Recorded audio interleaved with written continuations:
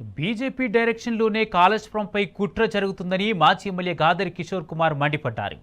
Commission నివేదికపై అసెంబ్లీలో మాట్లాడేందుకు సమయం ఇవ్వకుండా ప్రభుత్వం గొంతు నొక్కిందని ఫైర్ అయ్యారు.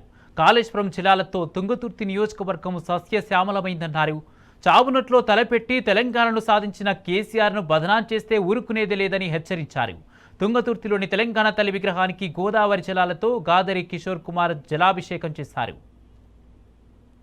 తెలంగాణను సాధించి 10 సంవత్సరాలు నిర్విరామంగా ఎవరు ఊహించినటువంటి అభివృద్ధి సంక్షేమ కార్యక్రమాలు తెలంగాణ జాతి చిత మీద ఓటుకు నోటు దొంగ మన దౌర్భాగ్యం తెలంగాణ ముఖ్యమంత్రి అయిన రేవంత్ రెడ్డి ఈ రోజు కావాలని చెప్పేసి కాళేశ్వరం అనేటువంటి దాని మీద ఒక కుట్ర పన్ని కమిషన్ వేసి ఆ కమిషన్ రిపోర్టును పెట్టి అదేదో భగవద్గీత అయినట్టు అదేదో బైబిల్ అయినట్టు దాంట్లోకి వెళ్ళి వచ్చిన దాని మీద మాట్లాడుతున్నామని చెప్తే ప్రతి దానికి మన మాజీ మంత్రి గారు హరీష్ రావు గారు అద్భుతమైనటువంటి సమాధానం చెప్పినా పదే పదే అడ్డుపడుతూ అసెంబ్లీలో మాట్లాడనిచ్చేటువంటి అవకాశం కూడా ఇవ్వకుండా ఇబ్బందులకు గురి చేసినా ఏం చేయాలో తెలియక దీంట్లో ఏదో ఉందని ప్రతిసారి చెప్తూ పోతున్నాం, ఏం లేదు అని బీజేపీతో కుమ్మక్కాయి కాంగ్రెస్ పార్టీ సిబిఐ విచారణ సాధించడమంటే ఇంతకంటే సిగ్గుమాలినటువంటి చర్య ఇంకొకటి లేదు. కాళేశ్వరం ద్వారా లబ్ధి పొందినటువంటి తుంగతుర్తి నియోజకవర్గంలో ఈ రోజు దాన్ని నిరసిస్తూ సిబిఐ విచారణ నిరసిస్తూ రాష్ట్ర కార్యక్రమం కూడా అందుకే చేస్తా ఉన్నాం.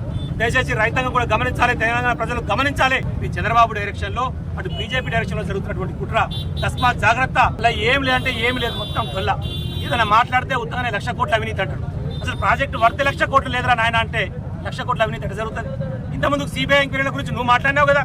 సిబిఐ మొత్తం బీజేపీ జోబులు ఉన్నటువంటి సంస్థ, బీజేపీ పార్టీలకు వివరిస్తాను. నీ రాహుల్ గాంధీ మాట్లాడింది కదా, నీ సోనియా గాంధీ మాట్లాడింది కదా, నీ ప్రియాంక వధేరా మాట్లాడింది కదా. వీళ్ళందరూ సిబిఐ గురించి మాట్లాడారు. మరి వాళ్ళు సిబిఐకి ఇస్తా అంటే అర్థమైంది.